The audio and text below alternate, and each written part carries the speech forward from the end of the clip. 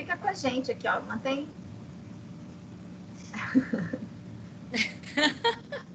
Eu vou ficar com a coluna travada. Só vou desativar o microfone, tá? Tá bom.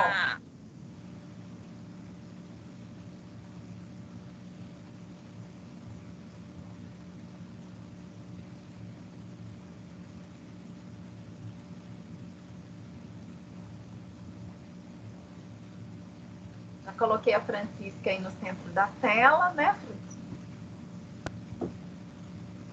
Podemos começar, Francisca? Sim.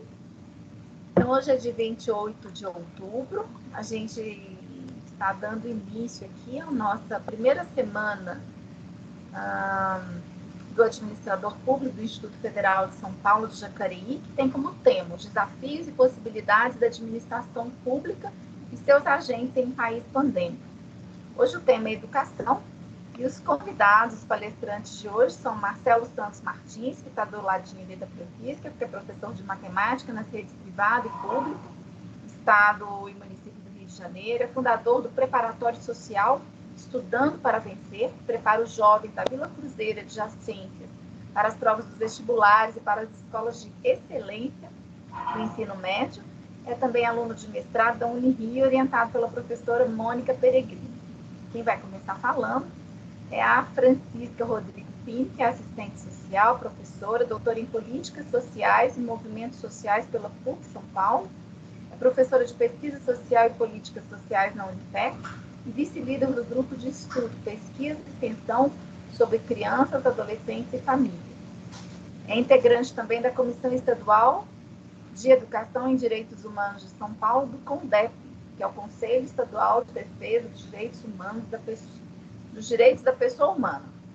Francisca, primeiro Francisca e Marcelo, sejam bem-vindos, mas Francisca, seja bem-vinda, muito obrigada pelo convite, com muita alegria que a gente te recebe aqui e que a gente tenha uma ótima noite. Estamos aqui para te ouvir. Muito obrigada. Então, obrigada, professora Simone, pelo convite. Obrigada também de estar aqui com o Marcelo, o professor Marcelo, de matemática. Tenho certeza que vai ser 2 horas de fecundos debates. E vocês também que estão acompanhando, né, do Instituto Federal e os professores do Brasil, né, porque, como a Simone disse, foi divulgado para o Rio de Janeiro, São Paulo, Minas, enfim. Então, a internet, esse momento de distanciamento social, nos promove, né, essa possibilidade de encontros. Então, vou começar a minha fala com essa projeção. Daqui a pouco eu vou falar um pouquinho dessa minha caminhada pela educação. Então, como a professora Simone disse, o tema de hoje é educação, né? Estou conseguindo ver, Simone?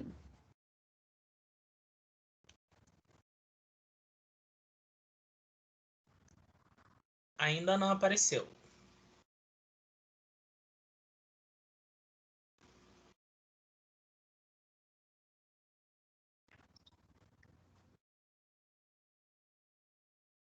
E agora? Ele ainda não apareceu, não, mas já apareceu que você está tentando compartilhar uma tela.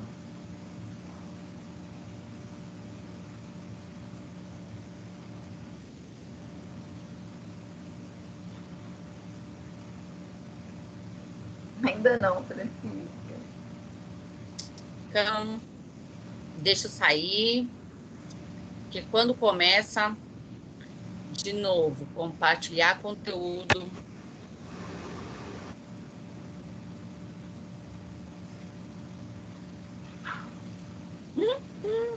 É assim, gente, a gente testa. Gente testa, 6h30 eu tentei com a Simone, e agora... Ai, meu Deus. Não tá dando certo compartilhamento? Mas vai dar. Eu acho que ela está saindo da sua tela, mas não está entrando no compartilhamento. Professora, hoje aconteceu isso comigo na minha aula de manhã. uma coisa que resolveu foi eu sair da reunião e voltar. Ah, tá bom. Então eu vou fazer isso. Então faz esse favor, Francisca. Obrigada, professor.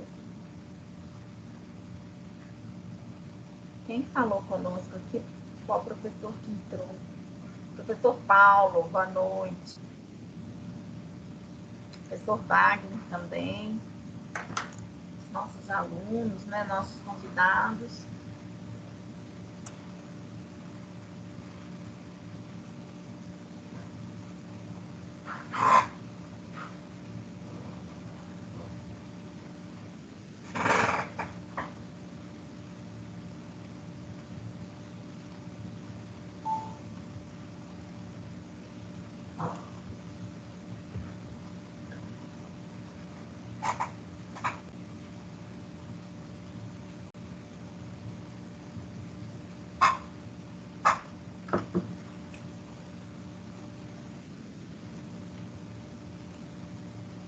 É espetacular. Tá bom, né? Mas não é piquenique. Vem de boa, menina. Tem uma coisa de sucesso. Aonde? Acabou assim. Cara, todas as vezes que eu como, eu vou muito bem. Da outra vez foi de cenoura, né? Cenoura espetacular também. Eu fiz, não. Eu ia rechear ele, mas o que tinha era coco. Não sabia se ia gostar. Lógico. Coco. Ih, Débora. Eu sou dos dois. Toda brude. Chatona pra comer. Filha, demora.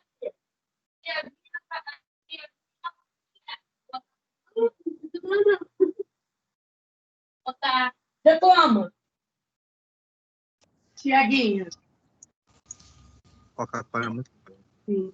Eu quero que fale mal.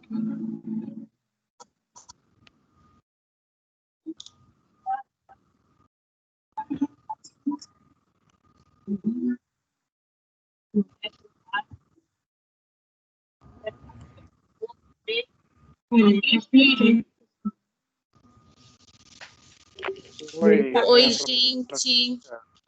Tá difícil aqui. Oi.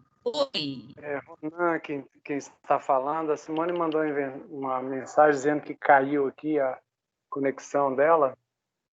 Mas vamos ver se você consegue agora conectar. Ela consegue compartilhar a apresentação? Tá, professor. Então, compartilhando.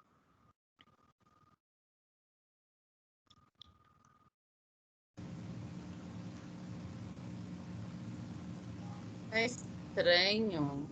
Foi tão fácil da primeira vez. Foi. E agora, gente, estão vendo? Ainda não. Deixa eu ver agora. Já não. Não, Francisca. Você quer me enviar? Acho que aconteceu a mesma coisa comigo hoje. Gente, que loucura. Nós testamos 6h20 da tarde, né? Ah, gente, mais uma tentativa. Vamos lá. Sejamos insistentes. Vejamos. Vamos lá que vai dar certo.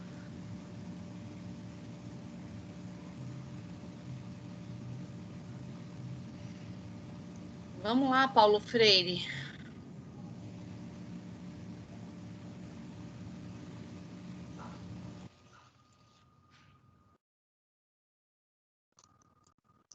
Uma coisa tá... Bom, ocultar. Novamente eu vou pela terceira vez. Compartilhar conteúdo.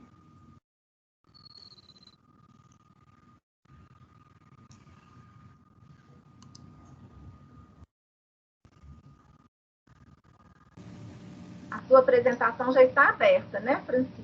Já. Estava só minimizada. E agora?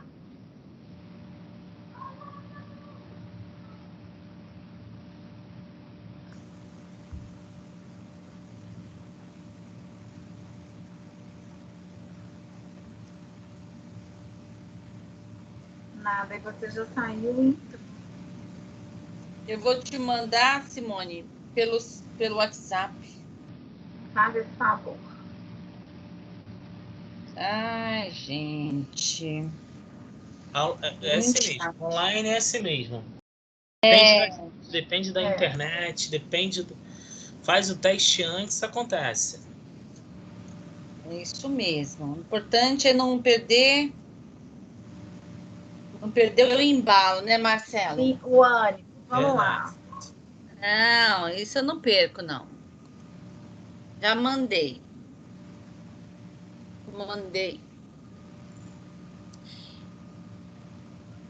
Bom, eu poderia começar também sem apresentação e seguir meu roteiro aqui. É que eu queria que as pessoas, como o tempo é curto, já gastei 7 minutos de atraso. Não, mas fica tranquila que a gente tem esse desconto, a gente está tranquilo.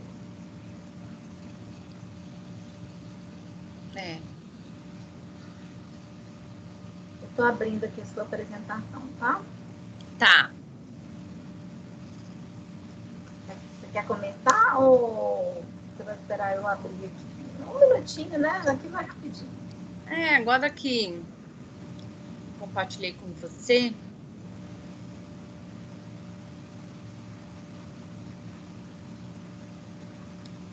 Muito ruim ficar. Gente, aí eu vou pedir, por favor, para os professores que estão aqui, aí admitindo os alunos na fala quando pedirem permissão, porque como vai estar compartilhado na minha tela, eu não vou conseguir enxergar esses pedidos, né? Então, por favor.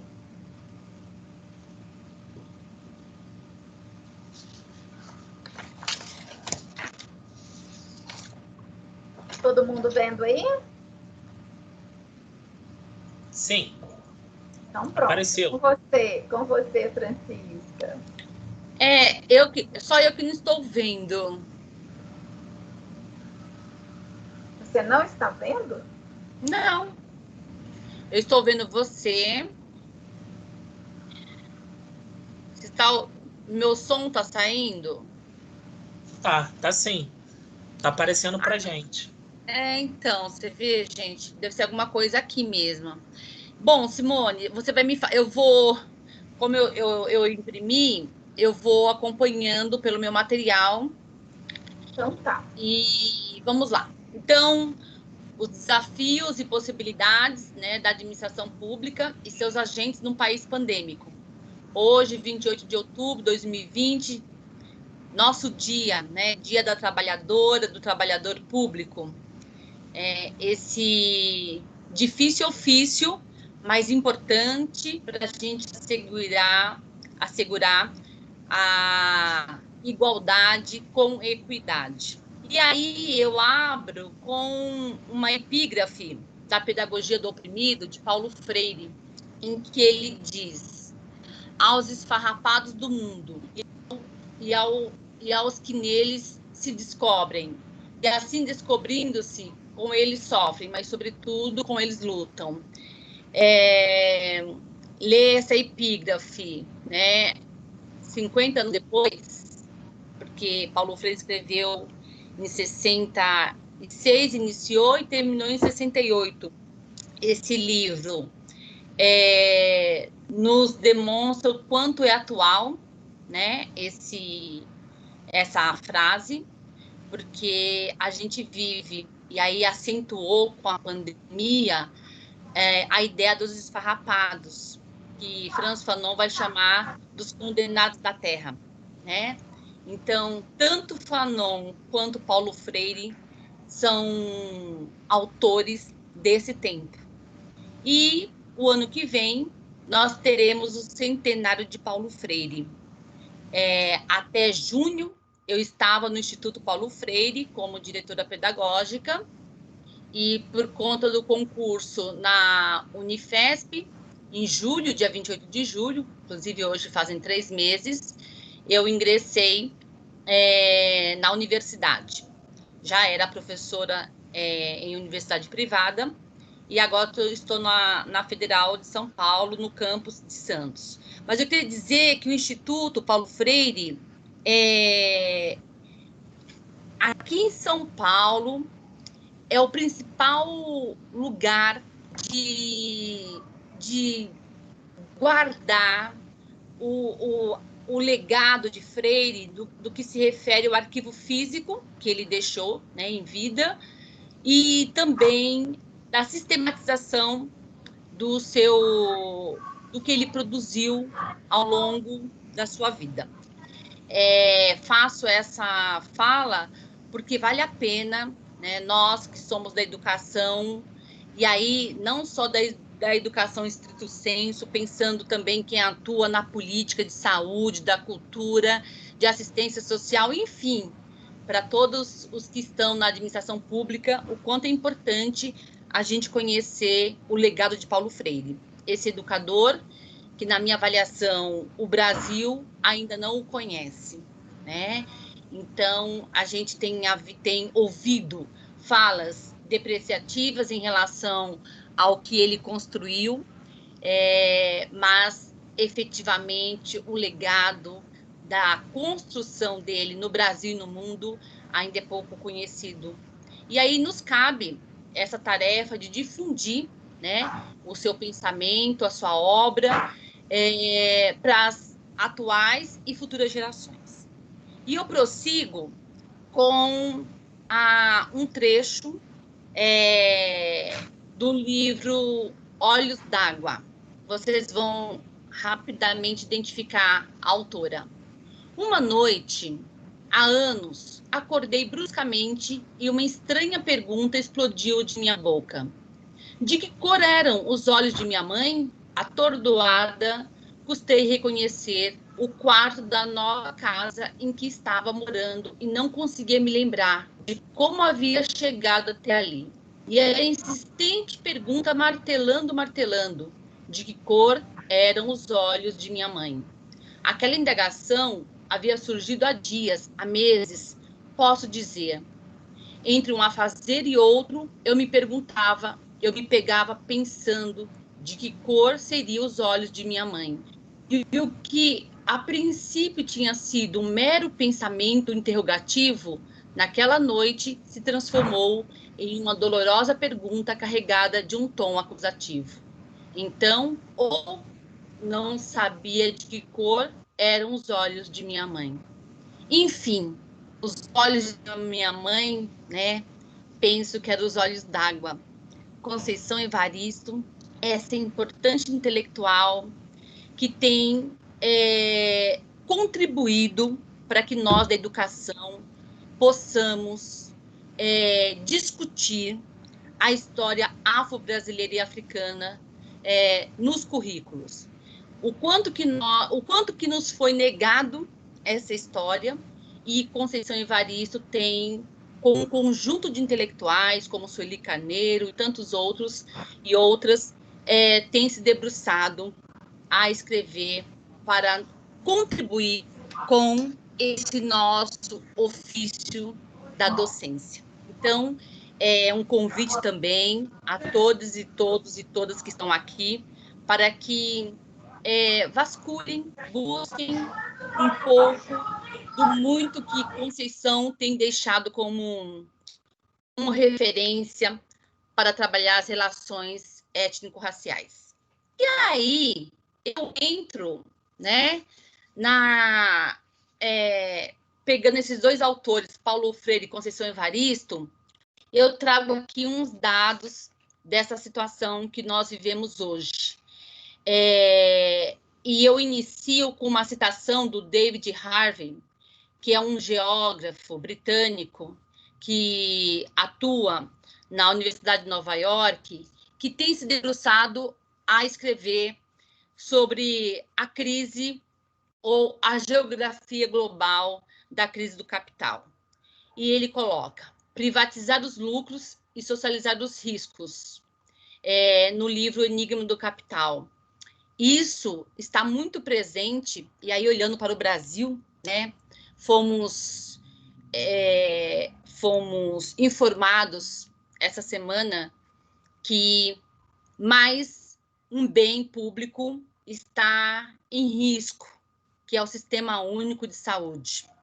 E aí nós né, esse tema da educação, e aí entendendo a educação mais alargada, nós temos que nos mobilizarmos, porque o Sistema Único de Saúde é do povo brasileiro, é uma conquista coletiva, fruto de muita luta social, de muitas décadas, e que, portanto, o tempo presente precisa se mobilizar, se movimentar para assegurar esse direito público que assegura a todas e todos e todos o acesso à saúde pública. E os dados que eu peguei aqui dessa universidade, que tem feito monitoramento dos casos do coronavírus, nos aponta aí que nós somos o país, né, o Brasil, o terceiro país no ranqueamento, né, de pessoas que foram contaminadas, e na questão de mortes, nós somos o segundo. O que esse dado nos aponta? O que esse dado nos convoca à reflexão? E o papel da educação? E aí, sempre pensando a educação algo mais alargado. A educação no sentido, qual é o projeto de sociedade, de homem, mulher, mundo, que nós estamos construindo para as atuais e futuras gerações. E aí, eu pensei, como o tempo era curto, eu ia por um caminho. O caminho de pensar a disputa democrática em torno da educação. E aqui, neste momento, eu estou falando da educação estrito sensu. Eu retomei o PNE, o Plano Nacional de Educação, que foi construído a várias mãos, né, com vigência de 2014 a 2024, resultado de uma longa história e uma longa luta dos e das trabalhadoras da educação. E aí eu trago um movimento que foi muito expressivo, um novo movimento que entrou em cena em 2015, começou por São Paulo e tomou corpo no Brasil todo, que foi a luta dos estudantes secundaristas. E eles trouxeram, né, como o Paulo Freire muito bem aqui coloca, eles problematizaram, né, o estar sendo na escola. Por conta da questão colocada do fechamento das escolas, os secundaristas se reorganizam e eles vão buscar apoio na comunidade escolar, na família, e os docentes foram imprescindíveis para que essa luta triunfasse. E aí, trouxe até uma referência dessa luta dos secundaristas com Paulo Freire, que quando os estudantes, os secundaristas, né, se sentiram desafiados, eles perceberam a potência que era participar de processos que têm incidência na vida política. Evidentemente que o nosso Estado respondeu com o nosso Estado de São Paulo, para quem não é de São Paulo, respondeu com não o quanto nós gostaríamos que tivesse respondido, né? Porque as escolas, algumas foram reorganizadas e fechadas e sem fundamento, mesmo que o Ministério Público, a Defensoria Pública tenham feito intervenções, mas o Estado acabou dando justificativas que, do ponto de vista técnico, foram acolhidas. Mas o fundante desse processo foi o quanto se investiu na organização e na participação democrática, que é um dos pilares da escola pública democrática e para todas e todos. Nesse sentido, currículo, preciso pensar currículos que sejam capazes de garantir o fortalecimento da identidade étnico-racial da população negra e a politização dos processos de exclusão e discriminação, conforme aponta Sueli Carneiro. Por quê?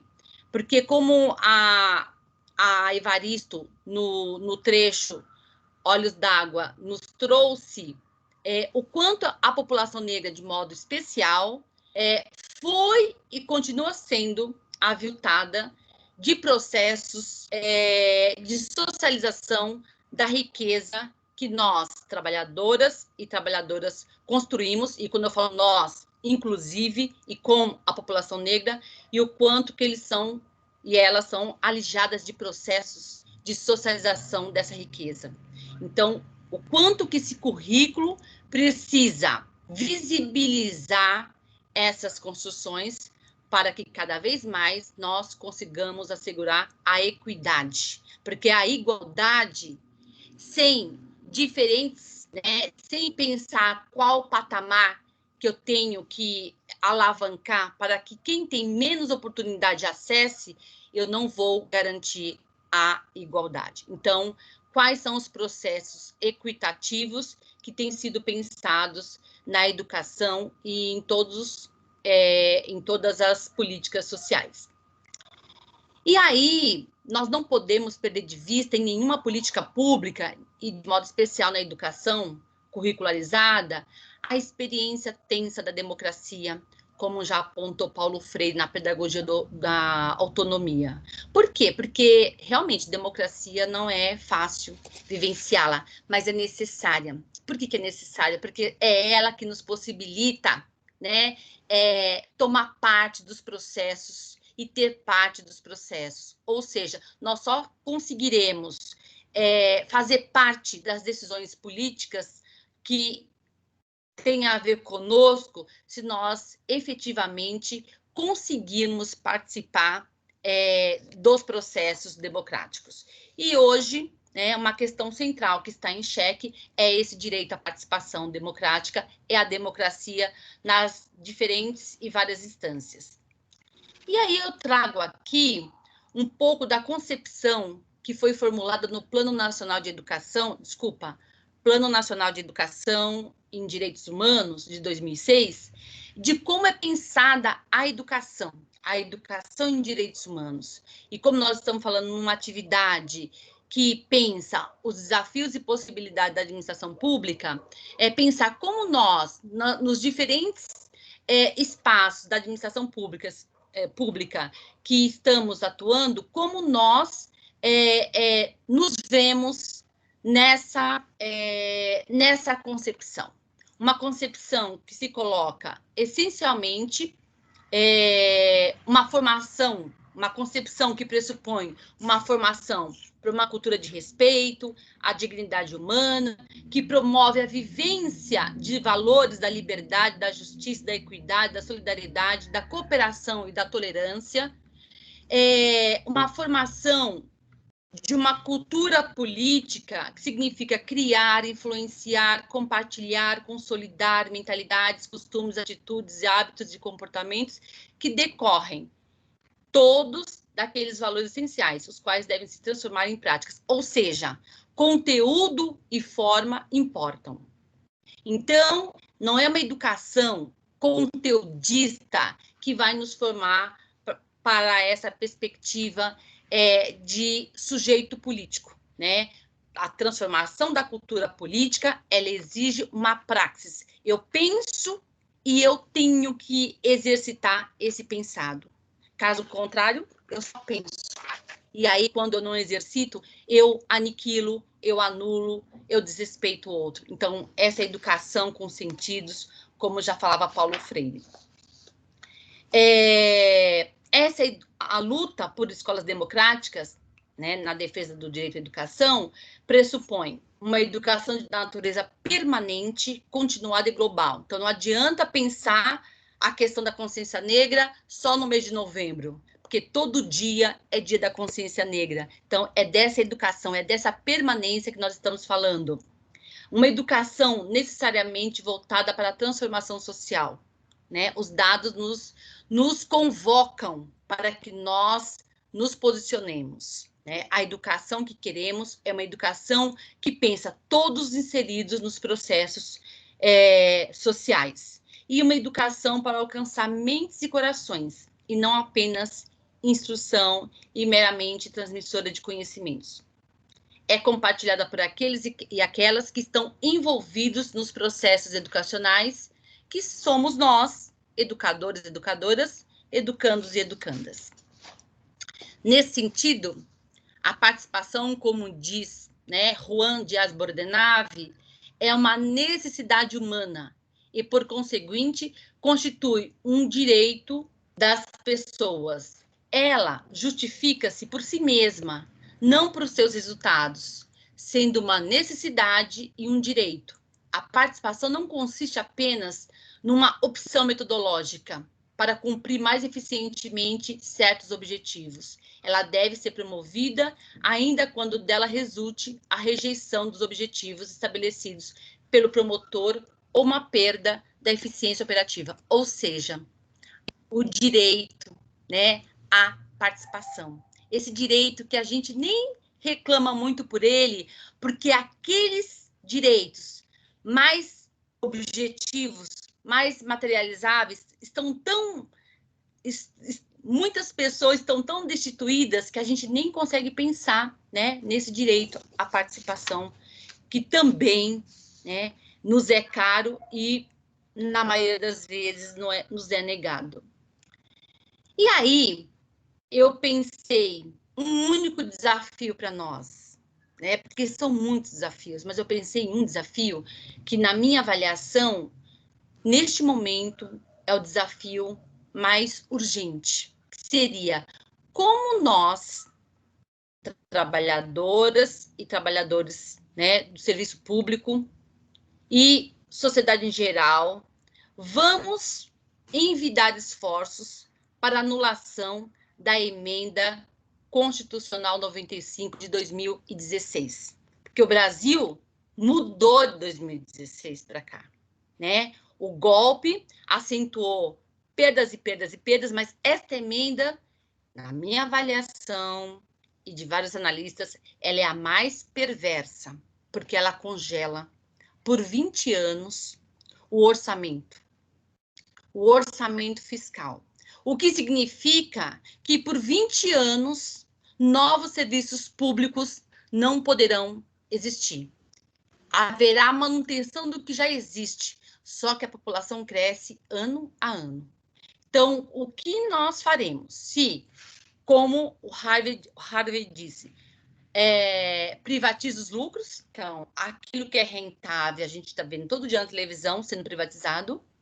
Neste momento, já estamos 4 anos com essa emenda e a gente percebe no serviço público, seja na saúde, na educação, na habitação, na cultura, o quanto que o recurso público vai sendo diminuído para ser investido em serviços para a população. Então, como desafio que eu lanço para nós pensarmos, é como nós vamos nos organizarmos ao nível dos movimentos, sindicatos, associações e coletivos diversos para a gente fazer uma força-tarefa de como anular essa emenda, que as pessoas ainda pensam que é uma PEC. Não, ela já mudou a Constituição desde dezembro de 2016.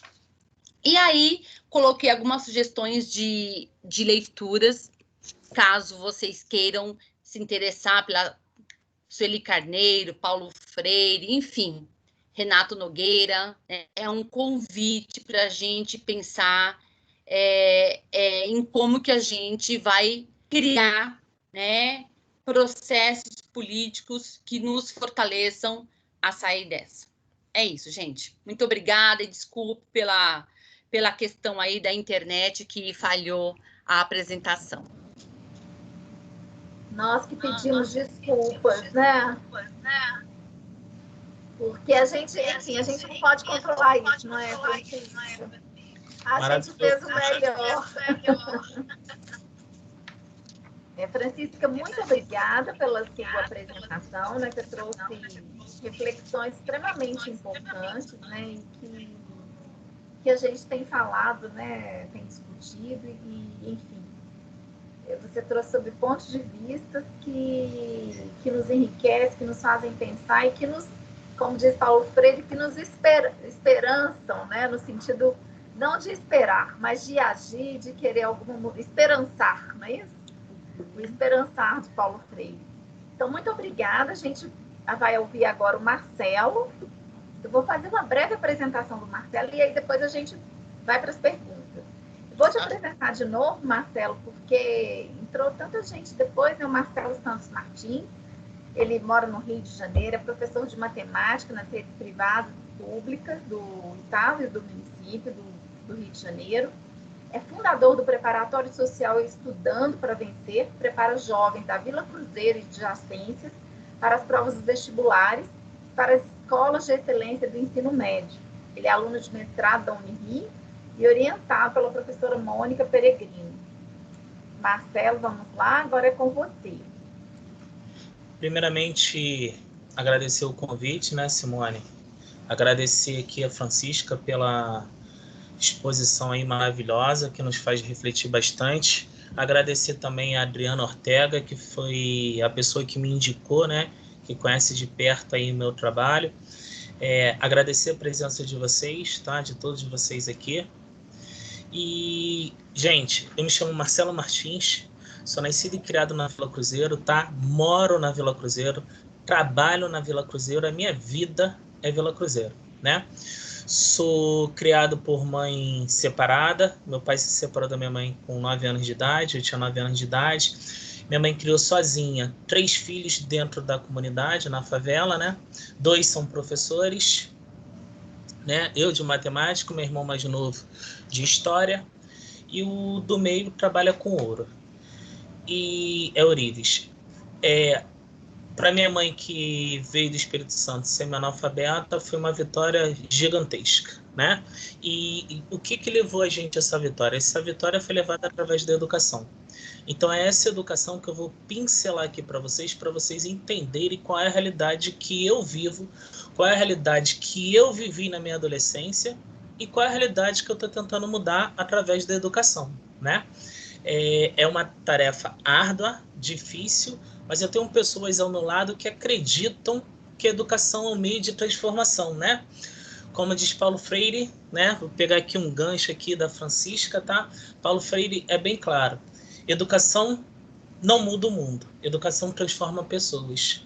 E essas pessoas vão mudar o mundo, né? Então, essa filosofia que eu tenho, eu passo isso para os meus alunos, né? Deixar bem claro que a gente vive no 7º país mais desigual do mundo, né? Se vocês fizerem uma pesquisa rápida aí, vão comprovar que o Brasil é o 7º país mais desigual do mundo. Então eu estou falando de um país de desigualdade, entender de perto o que é essa desigualdade, tá? Vamos lá, vamos entender aqui um pouquinho do meu lugar de fala.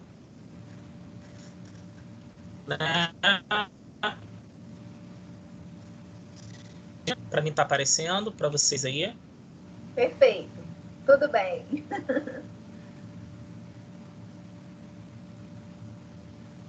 Tá me ouvindo, Marcelo? Perfeito, pode continuar. Então, vamos lá. Eu moro aqui na Vila Cruzeiro, no Complexo da Penha, né? Que é a 5ª favela mais populosa do Rio de Janeiro, com 35.388 moradores, segundo o último censo de 2010, tá? Pelo último censo de 2010. A Vila Cruzeiro é uma parte desse Complexo da Penha. Ela é composta por mais ou menos 3 comunidades, que é o Parque Floretário da Penha, a própria Vila Cruzeiro e uma parte da Merendiba, que a gente considera aqui. Tem a Parque Floretário, a própria Vila Cruzeiro e um pedaço da Merendiba que compõe o meu lugar de fala. Tá? Então aqui é onde eu me situo, né? Onde fui nascido e criado, tá? Aonde eu trabalho. Então é esse local. É uma favela, né? Aqui no Rio a gente fala favela, diferente de São Paulo, que costuma falar periferias. Mas nós aqui falamos favela. Então acontece, a Vila Cruzeiro ela foi protagonista em 2010. Esse ano nós faremos 10 anos de pacificação, tá? Foi quando vocês acompanharam pela televisão, que foi ao vivo para o Brasil todo, a entrada das forças militares numa favela, né? Onde nós tivemos uma fuga em massa, cerca de 200 bandidos atravessando do Complexo da Penha para o Complexo do Alemão, tá? Então é desse lugar que eu estou falando. Um lugar onde a violência ela é histórica, ela está presente na vida do nosso aluno. Então, gente, como imaginar uma educação num local onde a violência impera. Então você deve estar pensando assim, pô, o Estado não está presente.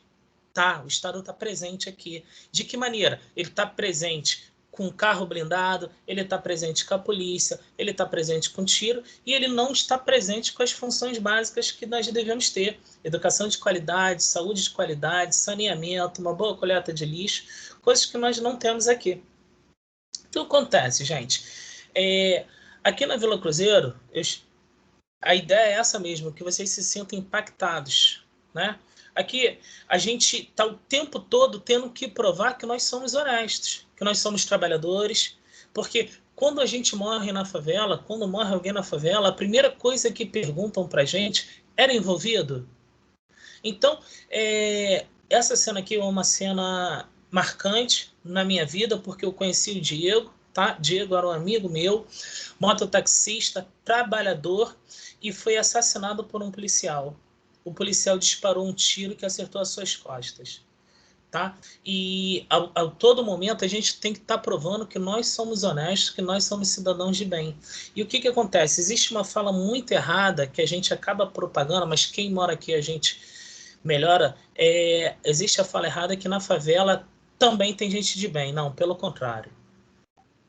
Na favela também tem gente do mal, tem gente envolvida com tráfico, tem gente envolvida com a venda de entorpecentes, como qualquer lugar do Brasil. Tanto que a gente vê aí no noticiário, são aviões sendo apreendidos com cocaína em fazendas, né, de pessoas milionárias e ricas. Então, pessoas que frequentam a alta sociedade, presas dentro dos seus iates com drogas. Então, essas pessoas já não precisam provar, né? Porque já se nota que são pessoas de bem. Aí a gente percebe a cor. O Diego é negro.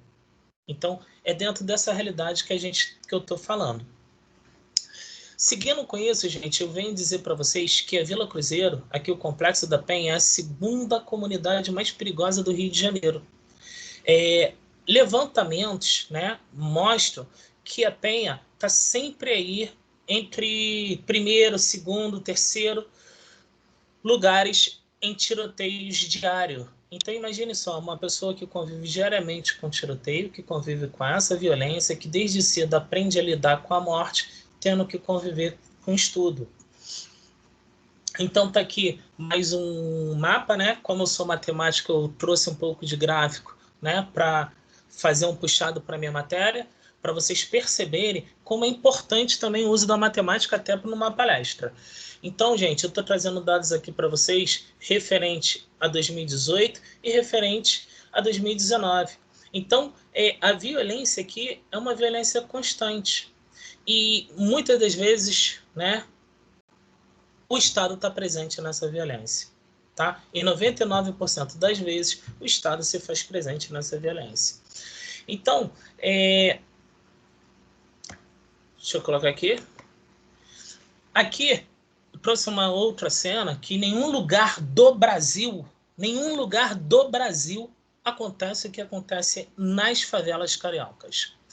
Aqui a gente tem um carro blindado, né, à esquerda do seu monitor, parado ao lado de uma escola para dar tiro em comerciante varejista de droga. Ao lado direito nós temos policiais que durante a aula invadem uma escola para poder trocar tiro com supostos traficantes, com comerciantes varejistas de drogas. Então, é dessa realidade aqui que a gente está falando, onde a violência impera, onde a violência toma conta dessa região. Mas, como a Francisca falou, né, a educação é o caminho. Então, gente, é que temos alunos espalhados pelos corredores, né? Então, um dia de confronto, isso aqui é algo normal, né? Aqui vocês estão percebendo na foto à esquerda as crianças no corredor sentadas como meio de proteção. Ao lado direito vocês estão vendo crianças também, adolescentes aqui. Se você vê a estatura, o tamanho e conseguir olhar bem o foco, são crianças que já são abordadas pela polícia, né? A gente chama que estão levando uma enquadrada, né? Mesmo estando sem camisa, não apresentando, são revistados. Então, a gente percebe que existe a desigualdade muito grande. A gente vive no 7º país mais desigual do mundo, onde a violência impera. Então, é desse lugar que eu estou, desse lugar que eu trouxe um pouquinho para vocês, a realidade de como é a Vila Cruzeiro, o local que a gente trabalha. Onde o poder público, em vez de melhorar nossas escolas, ele faz uma pintura de fachada, né? Como vocês percebem aí, as escolas aqui na comunidade apresentam o muro cinza.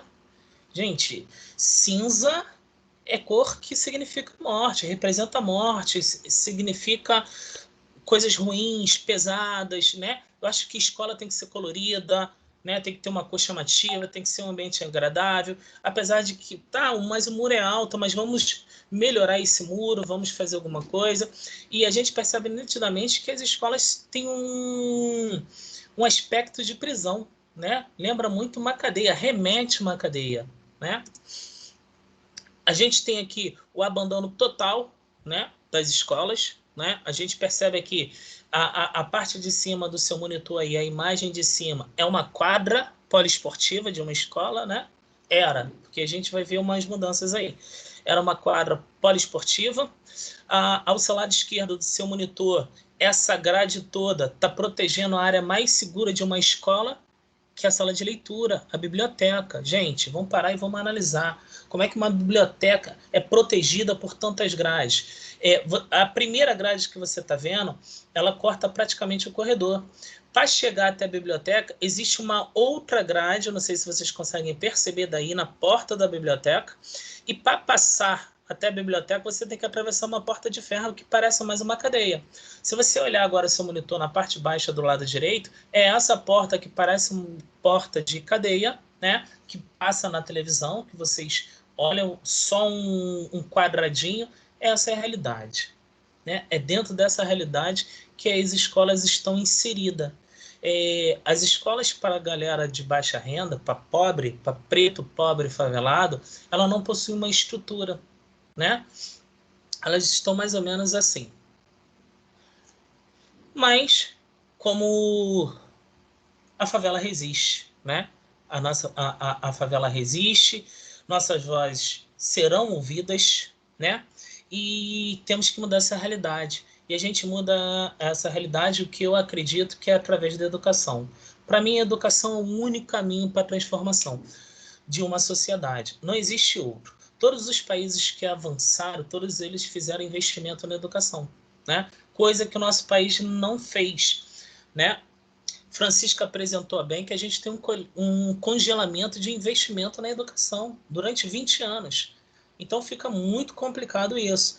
Cabe também lembrar, porque as pessoas que estão assistindo, existe um ataque muito grande a Paulo Freire, né? Sobre educação. Mas ninguém sabe que a educação está dividida em 3 esferas: competência federal, competência estadual e competência municipal. A nossa educação não é um plano nacional.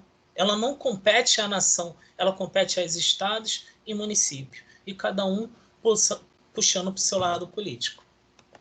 Então, gente, dentro dessa realidade aqui que vem a transformação. A gente precisa acreditar na educação. Eu tive um sonho, né? Eu tive um sonho que durante muito tempo na sala dos professores a gente cansa de escutar que o aluno é preguiçoso, que o aluno da favela só quer Bolsa Família. Isso é na sala dos professores, tá? Nem em outro lugar não. Na sala dos professores, os meus colegas falando: o aluno só veio para a escola por causa do Bolsa Família. Pô, mas você veio trabalhar por causa do seu salário. Então, a gente tem que parar e mudar essa concepção. O aluno vem pela escola porque existe algo ali que ele acredita. Existe algo que ele acredita. Que, se ele não acredita, a família dele acredita. Por isso, coloca ele na escola. Então, gente, diante de tudo isso que eu estava escutando, que pobre não quer, porque é preguiçoso, se eu conseguir, o outro também consegue, e isso não é tão realidade assim. A gente precisa de subsídio. Então, veio a ideia de montar um pré-vestibular. Ao contato com os alunos que ocuparam a escola em 2016, a escola que eu estudei, Gomes Freire de Andrade, veio a ideia de montar esse pré-vestibular. E eu, como louco sonhador, corro atrás desse sonho, buscando material, cadeira. A primeira foto ao lado esquerdo, na parte baixa, foi meu presente de Natal, que a dona do colégio particular que eu trabalho, ela me deu. Eu pedi a ela de Natal algumas cadeiras que a escola não utilizasse mais. Ela pegou e me deu. E eu trouxe. Então, gente, com o tempo, a gente vai trabalhando, a gente vai correndo atrás e a gente conseguiu mudar essa realidade. Mas essa realidade não foi mudada só por mim. Essa realidade foi mudada por pessoas que eu encontrei nessa trajetória que acreditaram que a educação é o caminho. Então não foi sozinho, eu não fiz nada sozinho, eu fiz coisas porque algumas pessoas acreditaram que era possível a mudança. Então arrumei pessoas para fazer o quadro, arrumei pessoas para quebrar a sala, arrumei pessoas que me doaram a sala, que me doaram carteiras, e assim foi. Assim a gente monta a primeira turma de pré-vestibular, como vocês estão vendo aí. A gente não tinha ar-condicionado, era um calor infernal, as cadeiras ainda doidas, mas todo mundo empolgado. E isso mostra como a educação é maravilhosa, é possível mudar. Né? As crianças do pré-técnico, né, vivendo dentro dessa realidade, mas acreditando que a transformação é possível. Um pouquinho. Diante disso tudo que eu mostrei para vocês, gente, vem um novo desafio em minha vida. Qual é o novo desafio? Junto com Daniela Azini, tá? E uma equipe de professores, mudar uma realidade de uma escola dentro da Vila Cruzeiro, que é essa escola aí que vocês estão vendo, que é Bernardo de Vasconcelos. Tarefa difícil, né? Nada fácil. A primeira ação que a gente faz é colocar os alunos na rua com a banda, percorrendo toda a comunidade. Os alunos, junto com os professores, tá? Foram aqui diversos professores andando pela comunidade, subindo a favela aqui, subindo o morro aqui, batucando junto com a banda, os alunos, e a gente saiu pela comunidade pedindo dinheiro para melhorar a nossa quadra. A gente saiu pela rua da nossa comunidade pedindo dinheiro para melhorar a nossa quadra. E vocês acham o quê? Que a comunidade não atendeu? A comunidade acredita que a educação é o caminho. E aí começam as nossas transformações. Aquele muro cinza dá lugar a esse muro que vocês estão vendo. Né? A gente começa a mudar a realidade da escola. A gente começa a fazer multirões, tá? A gente coloca aqui trabalhando de graça, com dinheiro que nós arrecadamos na comunidade, material que nós ganhamos da própria comunidade, moradores indo levar saco de cimento, pedra. A gente consegue reunir cerca de 50 moradores para fazer a obra da nossa quadra. E a gente consegue montar uma quadra decente para os nossos alunos, sem participação do poder público. Então, essa hora, o Estado nem o município se fizeram presente. Né? A gente teve que lutar com a nossa comunidade, mostrando que nós somos a força. Mas isso só é possível, gente, porque existem pessoas comprometidas na educação. Existe muita gente boa querendo mudar toda essa realidade, né? Como eu falei aqui, tá a Daniela Zini, professor Vander, amigo querido, que ajudou muito nessas loucuras, né? A Daniela Zini sempre esteve ao meu lado, assim como minha família, minha esposa, né? De vez em quando ela pira, mas ela entende, ela apoia, porque eu, durante muito tempo, eu nem dormia praticamente, né? Vivendo essa loucura toda. Então, a gente tem apoio, existem pessoas comprometidas, existe um grupo por trás disso, né? Essa aqui é a nossa primeiro grupo de professores, né, do pré-vestibular. Alguns tiveram que sair, outros continuam, né? Continuamos aqui, a gente continua levando a nossa luta, né? E para finalizar, porque eu acho que meu tempo já está batendo, né? Acho que já até passei um pouquinho.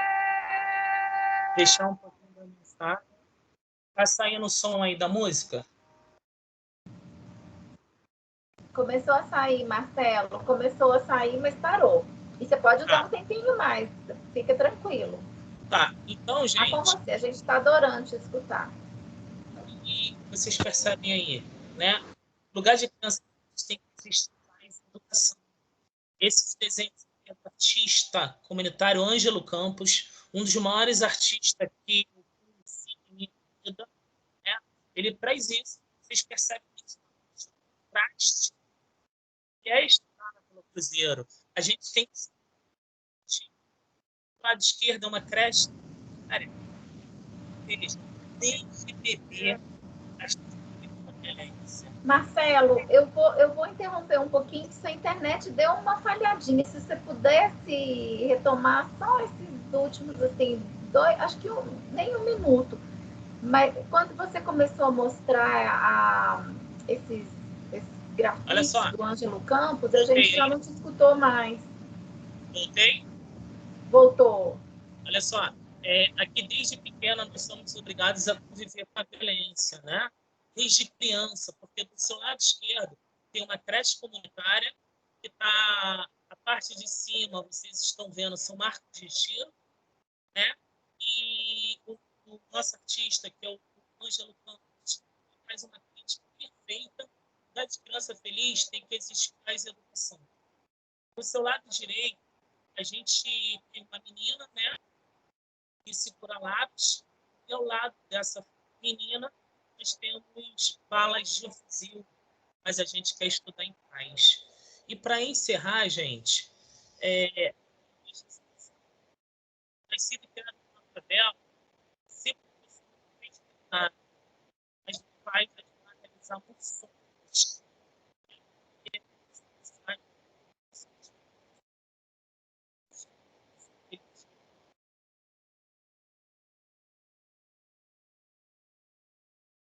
Acho que com isso, se eu passei um pouquinho aí, vocês me perdoem, mas foi o que eu tentei trazer em 20 minutos, passando um pouquinho mais da minha realidade para todos vocês. Francisca, Educação Transforma, realmente. Marcelo, muitíssimo obrigada. Que palestra inspiradora para todos nós, né? Que bonita essa luta. Então, a gente quer agradecer esse momento tão especial com Francisca, com Marcelo. O som ficou ruinzinho no final, né? O pessoal está reclamando aqui, mas a gente conseguiu entender tudo, né, pessoal? Agora a gente vai para as perguntas, que Marcelo e Francisca têm oportunidade de nos perguntar, de nos responder, e a gente vai falar com eles ainda um pouco mais. Parabéns pelo seu trabalho, Marcelo, e muito, muito obrigada por estar conosco esta noite. Vamos lá, então? Quem se inscreve... Eu que agradeço. O pessoal está dando parabéns, emocionante. A professora Adriana Ortega entrou, Marcelo, você havia...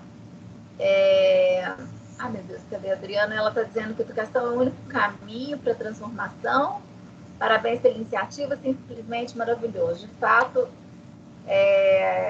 a gente está super contente de ter essa turma tão inspiradora, né? A gente começou ontem, vamos até sexta, e é uma alegria grande todo mundo aqui.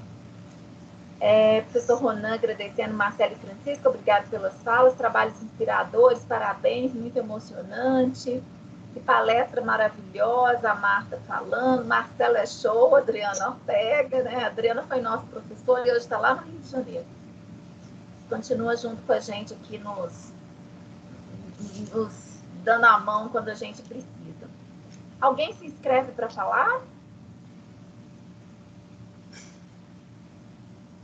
Eu vou fazendo a primeira pergunta e aguardo as inscrições. Se alguém quiser colocar também pergunta aqui.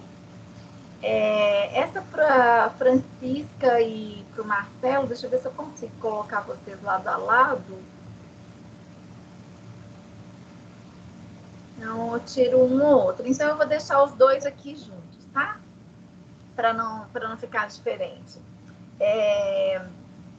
Primeiro, eu quero dizer assim, que extremamente inspirador tudo isso que vocês nos trouxeram, né?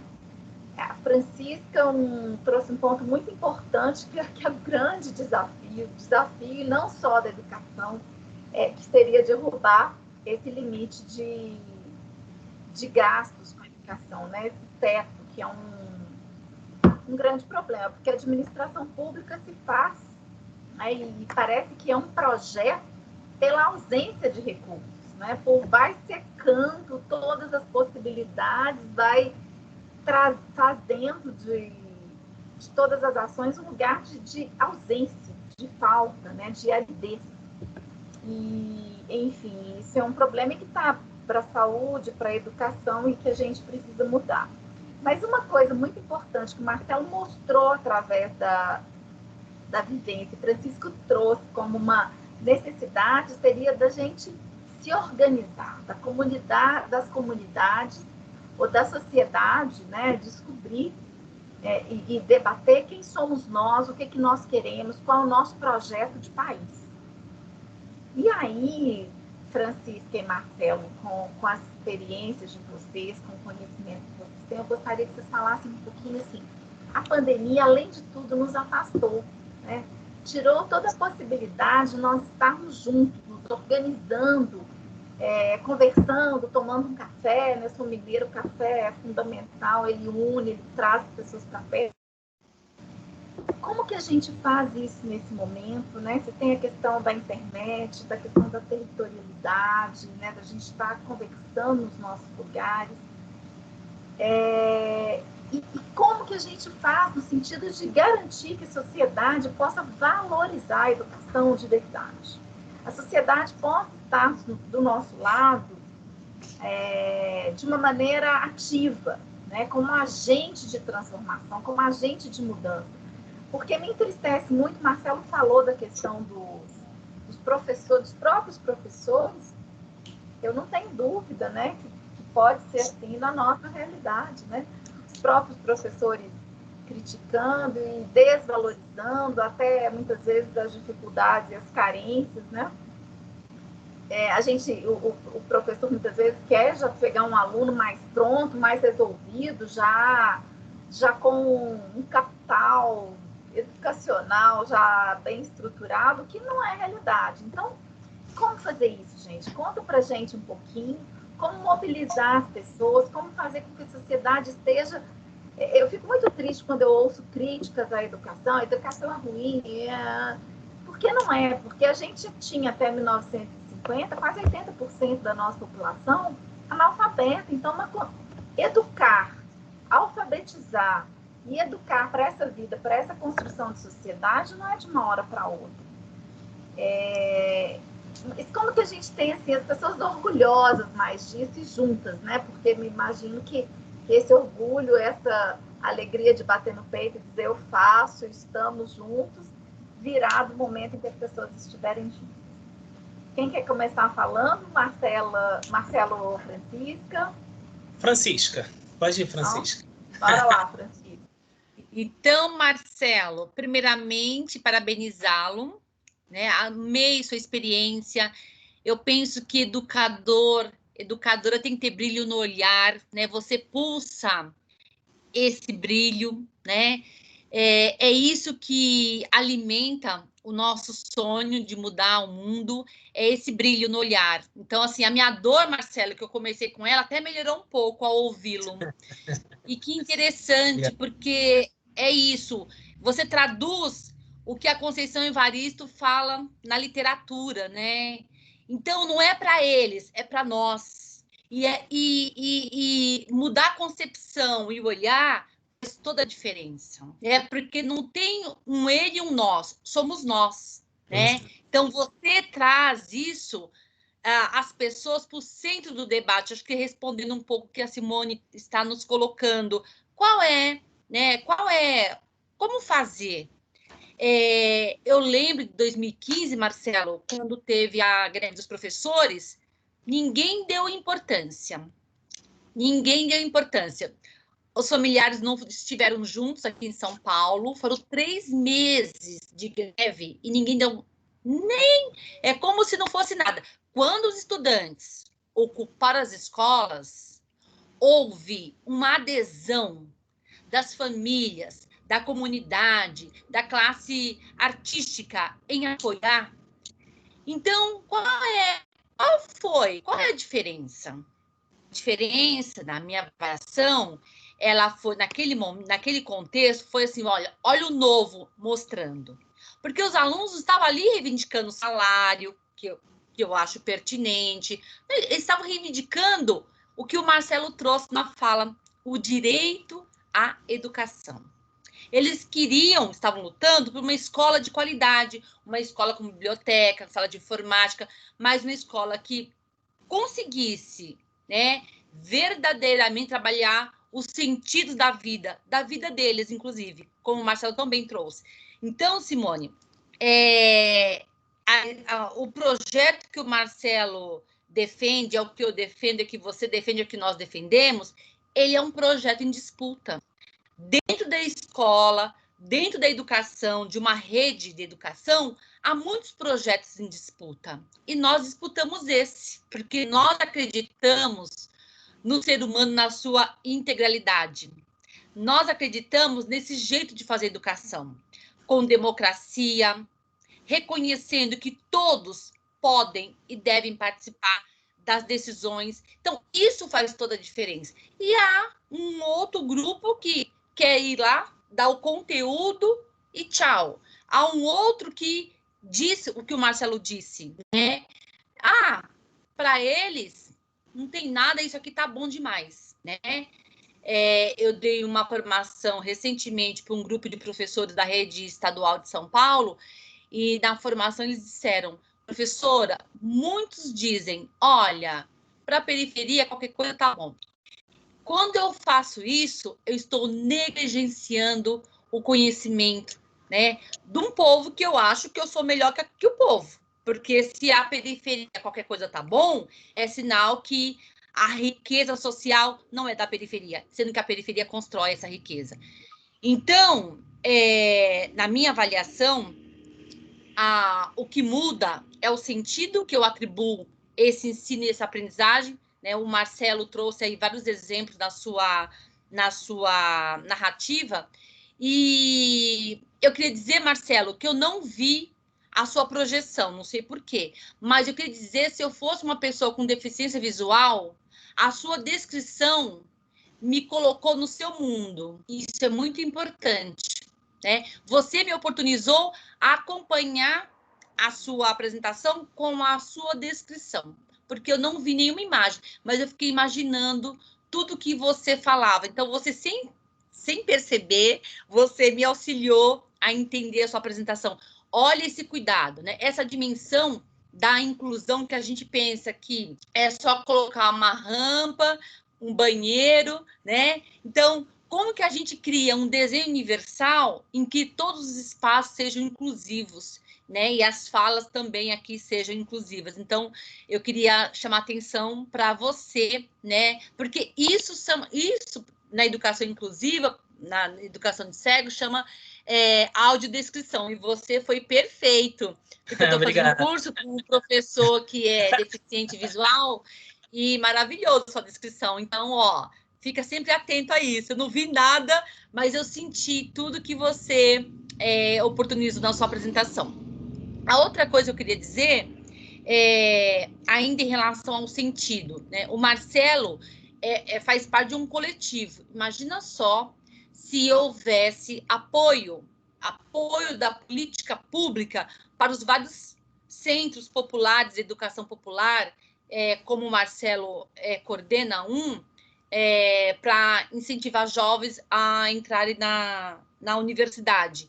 Isso deveria ser demanda do poder público, né? Não poderia, além de você se dedicar horas da sua vida, né? Todos os recursos ficam também. Não dá para ser assim. Acho que como mote para a gente exigir o recurso público para o público, super pertinente. Mas o Marcelo não vai poder passar a vida dele, né? Fazendo como eu já fiz. Eu tenho de militância, eu tenho 30 anos, eu passei numa região de São Paulo chamada Brasilândia, durante 30 anos da minha vida, fazendo o que o Marcelo está fazendo. Eu acho que nós não conseguimos que o poder público assumisse, porque, de fato, o poder público quer o dinheiro público para outras coisas, não para fazer aquilo que é do público. Então, Marcelo, acho que nossa luta, ela se encontra, né, nessa convergência de unir esforços para a gente continuar lutando para que é público do público, mas eu penso que tem uma questão que é das políticas sociais. Nós não temos canais de participação. Por mais que a gente fale que existam, eles são ainda muito incipientes, né? Então, quando eu trouxe a questão da participação como um direito por si só, sem pensar nas metas que a gente vai alcançar com a participação, é porque, de fato, né, neste momento político que nós estamos vivendo, nós estamos aí com uma eleição para acontecer, E, evidentemente, esse meio aqui tem sido meio alternativo para a gente socializar, mas é um meio que para alguns dá conta, e a gente está vendo que nem todo mundo tem acesso a esse meio, né? A educação é uma delas mais afetadas. Aqui em São Paulo, a gente percebe uma sala com 50, 15 tem equipamentos. Então, não é tão democrático assim, né? E só que a gente tem utilizado muitas lives, eu acho que isso confunde as pessoas, acho que nos cansa demais, e até o direito à desconexão já está sendo discutido no mundo do trabalho, o direito à desconexão, porque quanto que essa conexão nos cansa, nos exaure, né? E nesse momento é muito produtivo, mas nem tudo é tão interessante. Mas eu queria dizer, Marcelo, que realmente eu acredito na unidade de projetos, né? O que nos falta nesse momento são projetos comuns para a gente dar um salto, como Chile deu, como Bolívia deu, enfim, como eles deram. Eu acho que nós, no Brasil, estamos precisando de algo que nos una mais. Gostei muito de você, Marcelo. Obrigada. Marcelo, sua resposta, por favor. Obrigada, assim, Francisca. É muito complicado, né? A Francisca levanta alguns pontos interessantes, né? E eu também, assim, educação pública, eu diria que a gente tem um abandono muito forte pelo Estado, né? Em geral, nas suas divisões aí, né? Em suas esferas. Existe um abandono gigantesco, concordo plenamente com isso, tá? Mas, Francisca, uma coisa que eu aprendi e percebi também, eu fui muito atuante na greve de 2013 aqui no Rio de Janeiro. Inclusive, eu fui um dos professores que invadiu a Câmara Municipal e foi tirado de lá à força, né? Então, eu sou muito militante. Então, o que acontece? Uma coisa que eu andei percebendo e analisando friamente, tá? E eu acho que a gente precisa fazer uma reflexão muito grande sobre isso. Os nossos filhos não estão nessas escolas. Infelizmente, os nossos filhos não estão nessas escolas. Então, isso é de uma profundeza gigantesca. A partir do momento que os nossos filhos não estão nessas escolas, com a vivência que nós temos, com a cultura individualista que nós vivemos, porque nós vivemos uma cultura individualista. Nós acreditamos em meritocracia, sendo o 7º país mais desigual desse mundo. Então, a gente tem que parar e analisar algumas coisas. Os nossos filhos não estão nessas escolas.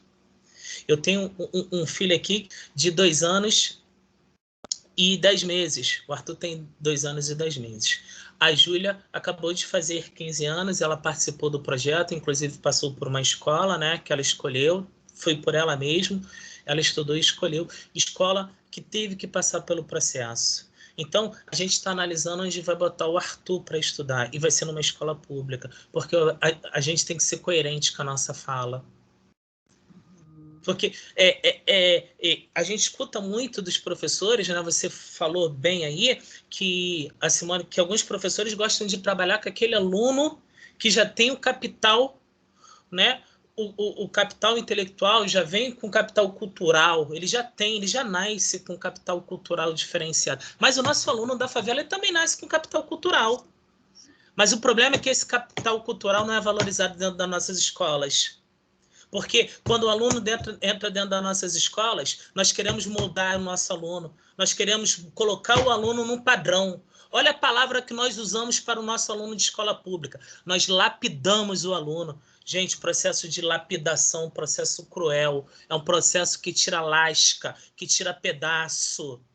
Olha a nossa concepção como professor. Não pensa vocês que eu não fui esse tipo de professor, porque eu também fui.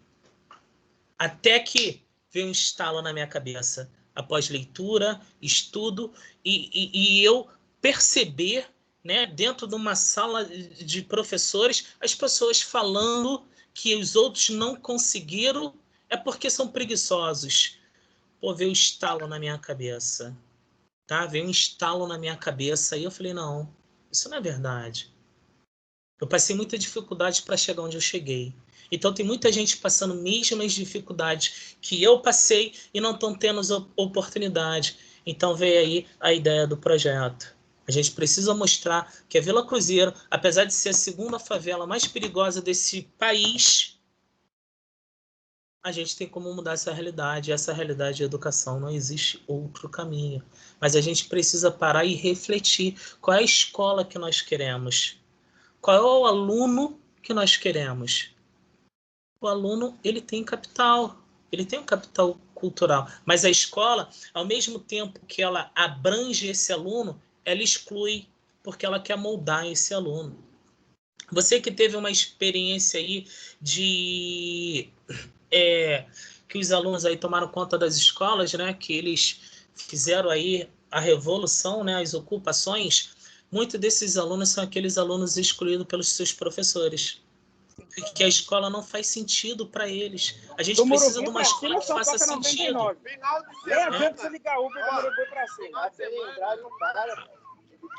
Final de semana. Gente, acho que já fechou o microfone, então, né? Fechou. A gente precisa de uma escola que realmente inclua esses alunos. E não é o que nós temos. A gente tem uma escola que exclui. Eu, Francisco e Simone, eu estava corrigindo aqui uns pacotes de prova, né? Eu costumo corrigir de 10 para cima pacotes de prova, né?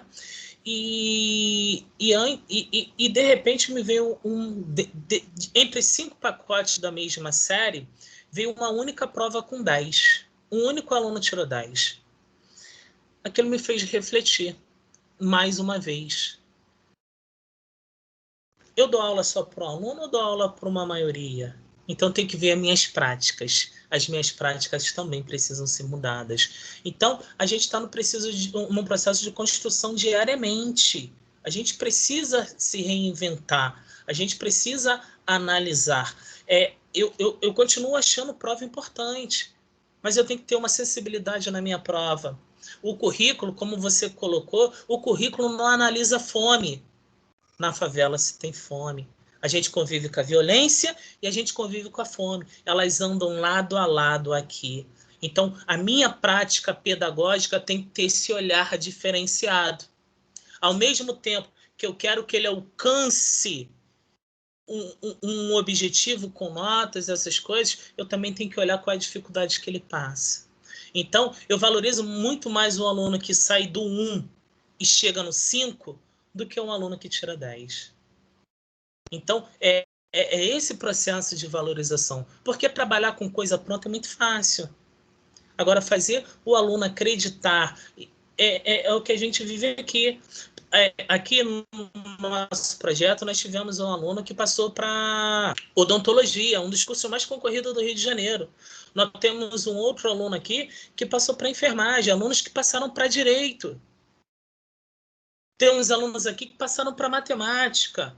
Não é influência não, tá? Mas são os meus 3 de cada ano aqui. A gente teve um para matemática. A gente tem relações internacionais. Então, a gente consegue provar para a sociedade que a gente só quer oportunidade. A gente não quer mais nada, né? Mas essa oportunidade tem que ser a oportunidade construída pela gente, não que querem colocar dentro da gente. Né? Porque as oportunidades que chegam na favela é o seguinte: tomar conta de cachorro, ser cabeleireira. Não estou desmerecendo essas funções, não é esse intuito. Mas não pode chegar coisas também, porque se a gente parar e pensar, a gente não vê o filho da alta sociedade querendo cuidar de cachorro, querendo ser... Então, a gente quer outras coisas também. A gente quer isso? Quer. A gente também quer, porque é uma maneira de ganhar a vida. A gente quer isso também, mas a gente também quer o outro. A gente quer a oportunidade, né? Quando uma pessoa critica a cota social, as políticas, né, sociais, a pessoa não entende, né? A nossa sociedade não entende o mundo que nós vivemos, essa desigualdade toda. Então, as políticas autoafirmativas, elas são maravilhosas. Elas são um dos maiores ganhos que nós tivemos para combate à desigualdade. Marcelo, você é a favor dela? Enquanto existe desigualdade, eu sou a favor. Enquanto a gente não estiver partindo da mesma linha para a corrida, elas são necessárias e elas são muito bem-vindas, tá? E a gente acredita muito. Acho que eu respondi um pouquinho aí, senão eu me estendo muito. Respondeu demais, Marcelo. Uma lição é exatamente isso, né? A gente enxergar as periferias, enfim, como a favela como um lugar da presença e não da ausência, né? Só que de uma presença diversa, diversificada. E aí eu noto essa ponte entre essas diversidades que precisam ser construídas, né? E assumidas como isso é formador nosso. Nós somos isso também, né? Enfim, a formação para o que quiser ser. Agora o professor Ronan quer fazer, nós temos 3 perguntas aqui encaminhadas, professor Ronan, depois o professor Paulo Nogueira, e depois tem uma pergunta da Marta aqui, que eu vou fazer, se Marta quiser, ela faz pessoalmente. Vamos lá, professor, por favor. Boa noite. Estão me ouvindo? Sim, sim. Obrigado, agradecer mais uma vez as falas, né, do Marcelo, da Francisca, falas inspiradoras e que nos ajudam a refletir, né, e muito sobre nós mesmos, sobre nossa sociedade e nosso papel, né. É uma pergunta, mas também uma reflexão sobre uma palavra que foi dita várias vezes, né, luta. O Marcelo mostrou aí a sua luta pela educação na favela. A Francisca sobre a sua luta na educação, trazendo aí o Frantz Fanon, né, que lutou pela independência da Argélia, trazendo também o Paulo Freire, que lutou pela educação no Brasil, pela alfabetização dos adultos. E eu vejo aqui, né, eu sou professor do Instituto Federal, no curso de administração, né, há professores aqui, né, que ministram aula no curso de administração e do núcleo básico, de outros cursos também, alunos também, né, do curso de administração, os alunos do componente curricular que eu leciono, né, gestão de pequenas empresas, estão aqui prestigiando também o evento. Então, Marcelo, Francisca, né, deixaram claro suas lutas para nós, né, e eu fico me perguntando, qual é a nossa luta? Usando a frase do Marcelo, né, sendo o 7º país mais desigual do mundo, qual é a nossa luta? Eu acho que essa é uma pergunta e uma reflexão fundamental que a gente deve fazer, não na nossa prática, mas na nossa praxis, né? Nossa ação e reflexão. E isso é fundamental, a gente trazer essa pergunta para nos incomodar, né? E a gente, de fato, pensar na nossa praxis, no nosso dia a dia. Fica aí a reflexão. Qual é a nossa luta? O Instituto Federal de São Paulo, né? Professores e alunos, né? E técnicos, né? Que também assistem aí, estão participando. Obrigado, professora Simone, Marcelo e Francisca. Obrigada. Vocês querem comentar um pouquinho, Francisca e Marcelo? Dado o avançado da hora, eu sugiro que todas as perguntas sejam feitas. Daí a gente... Ótimo. Sim. Ótimo, excelente. Professor Paulo, então, por favor. Boa noite. Primeiro, eu gostaria de agradecer muito essa noite enriquecedora que tivemos. Agradeço a Simone pelos convites, a Francisca e o Marcelo por nos concederem essa tão interessante palestra, aula. Eu gostaria de ouvir uma reflexão, uma fala de vocês sobre esse abismo social que nós existimos e o quanto isso pode ser intensificado durante esse ano acadêmico, no qual nós tivemos alunos oriundos de escolas particulares ou de classes sociais mais elevadas, que têm internet de boa qualidade, que têm computadores em casa, enquanto muitos alunos da escola pública que estão suprimidos dessa realidade de uma aula, eu acho que de qualidade nenhum dos dois sistemas estão tendo, mas estão sendo suprimidos. E agora nós já estamos voltando, retorno de aulas presenciais em muitas escolas particulares e não nas escolas públicas. Então eu gostaria de ouvir essa reflexão de quanto isso pode aumentar esse abismo social, esse abismo educacional nas nossas escolas públicas. Obrigado novamente. Obrigada, professor Paulo. Professor Paulo é nosso vice-diretor. e nos apoiou imensamente nesse evento. Muito obrigada, Paulo. E agora gostaria de fazer a pergunta da Marta. A Marta Santos, ela pergunta o seguinte: a atuação do terceiro setor na educação atua de forma mais eficaz no elo pais, alunos, escola? É a pergunta dela.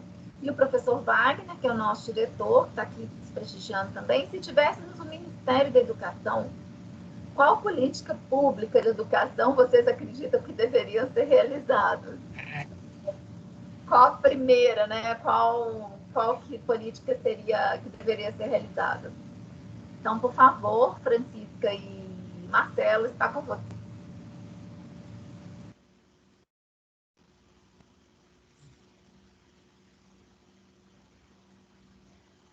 Pode ir, Francisca. Você é muito gentil, Marcelo. Obrigado. Então, eu vou começar. Então, né, agradecer a intervenção do professor Ronan. A intervenção que ele nos faz é para todos e todos nós, não é para mim e para o Marcelo, né? Então, qual é a nossa luta? Né? O Marcelo e eu já falamos qual é a nossa luta. Acho que o Ronan está, né, se indagando aos estudantes, professores, qual é a nossa luta. Como o Instituto Federal tem oportunizado, né, as juventudes acessarem o Instituto Federal. Eu tenho dito na Unifesp, o campus que eu atuo é na Baixada Santista. Então, como que a gente tem trabalhado com as famílias das palafitas? Porque é muito fácil o pessoal da Orla, né?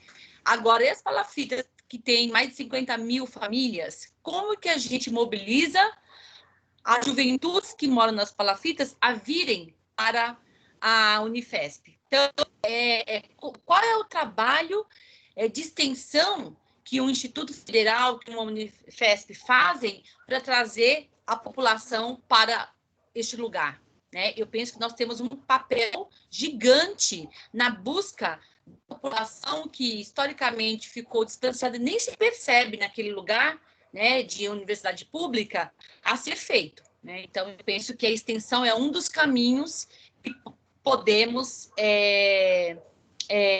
ampliar as nossas intervenções para que a gente consiga difundir, porque eu estou falando do meu lugar, né, de atuação,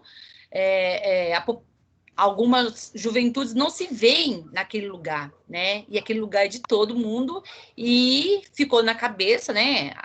A burguesia e a elite branca conseguiu trabalhar isso muito bem, que é para quem tem, né? Como o Marcelo disse, é uma questão quem tem um QI a mais. É como se algumas pessoas nascessem sem esse coeficiente, e que não é verdade. Então, como que a gente, nesse lugar de educação pública, temos trabalhado com essa perspectiva.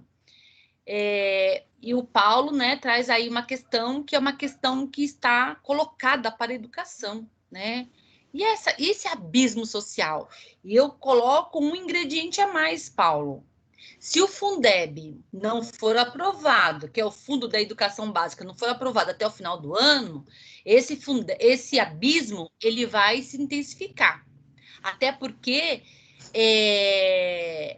o que está previsto até dezembro é com o antigo fundo. O que foi aprovado em outubro, se ele não for sancionado, nós vamos ter aí um hiato, né, de recurso público, e tem municípios que não têm condições de tocar sem a União investir, e aí a gente vai ver o que é abismo social. Porque o abismo nós já estamos vendo.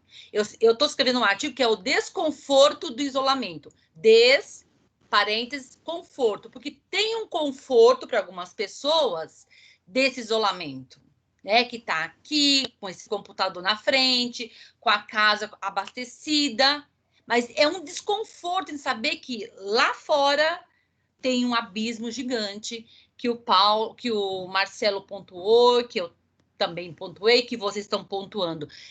Eu tenho dito aqui em São Paulo que o povo brasileiro, de acordo com a nossa história, E aí, a Chauí escreveu um livro em 2017 sobre a violência. E ela trata de 5 mecanismos da violência, da exclusão, da inversão, da inversão social, o mecanismo jurídico e sociológico. E aqui ela trata principalmente o mecanismo sociológico, é que tem uma violência explicitada, mas a sociedade não dá conta de vê-la. Então, a sociedade brasileira, parte dela, não dá conta de ver o abismo que se intensificou nesses últimos 8 meses. E aqui em São Paulo, a capital, vocês que moram bem próximo, sabem que, assim, famílias foram para as ruas. Isso é um sinal desse tempo, né, da acentuação dessa desigualdade que o Marcelo também explanou na sua fala. Então, articulando isso com a educação, tem uns que já estavam fora, tem uns que ficaram fora e tem uns que não vão retornar, né? Porque o dado também nacional demonstrou que nós, no Brasil, as políticas sociais não trabalham com dados, né? No campo do trabalho, da assistência social, nós vimos que os dados não batiam. Então, a Bolsa Família estava com um cadastro, aqueles 40 milhões de pessoas na informalidade não estavam cadastrados, ou seja, tem uma questão que foi revelada com a pandemia, que é, né, a própria exaustão do próprio regime, né, do capitalismo.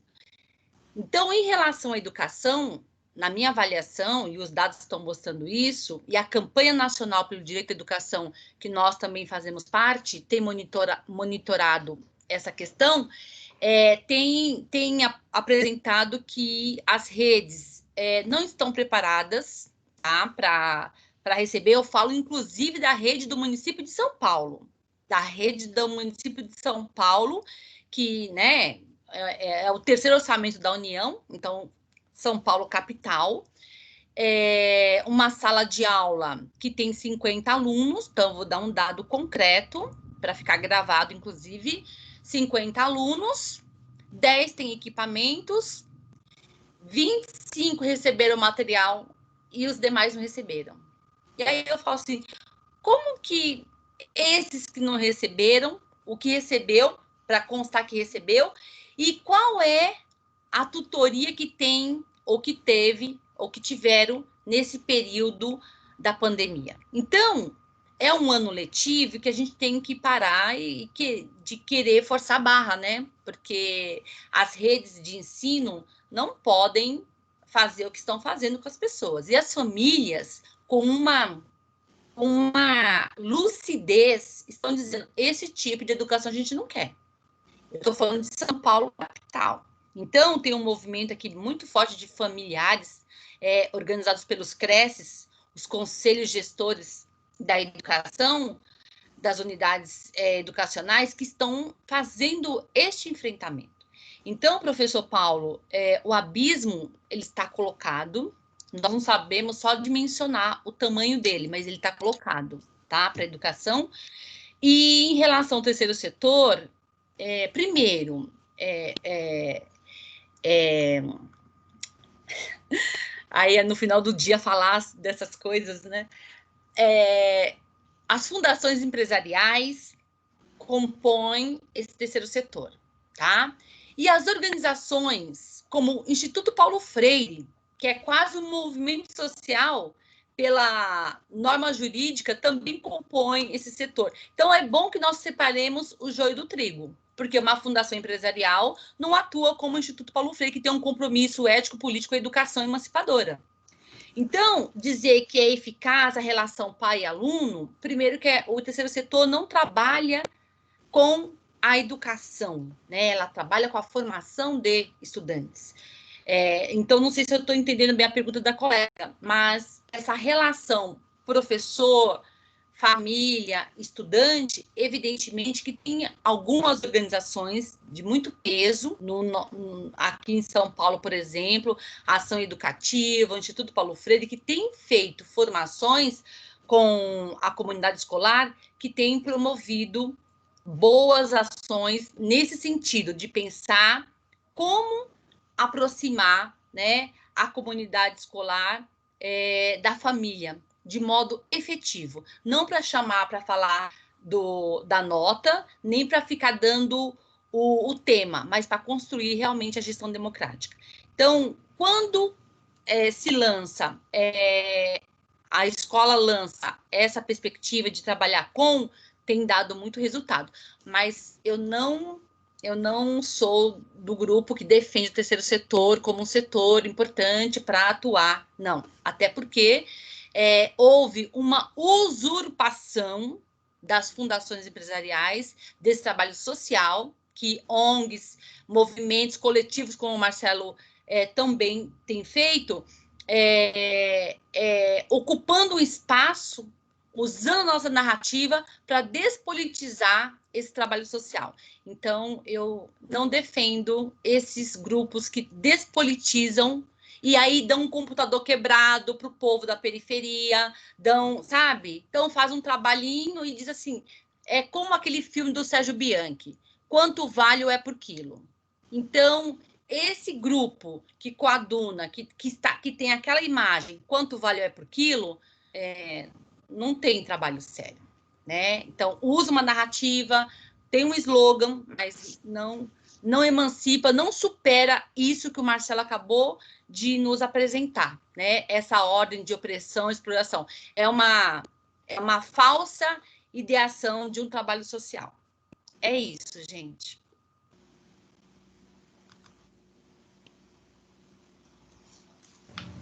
Você, Marcelo. Obrigada, Francisca. Eu estou até agora refletindo aqui sobre a pergunta do Hanan, né?